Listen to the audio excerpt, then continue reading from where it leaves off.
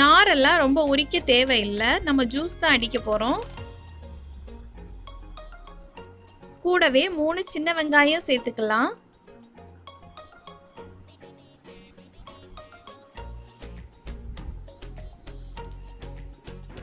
ஒரு சின்ன துண்டு இஞ்சி, டேஸ்ட்டுக்காக கொஞ்சமாக மல்லி இலை சேர்த்துக்கலாம். 1 டேபிள் ஸ்பூன் சீரகம்,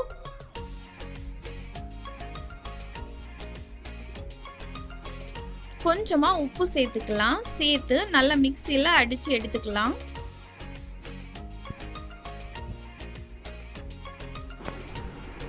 இப்போ மிக்சியில் அடித்து எடுத்தாச்சு. இதில் தேவையான அளவு தண்ணி சேர்த்துக்கலாம். நான் இன்னைக்கு 2 கப் அளவுக்கு தண்ணி சேர்த்துக்கிறேன். சேர்த்துட்டு வடிகட்டி எடுத்துக்கலாம்.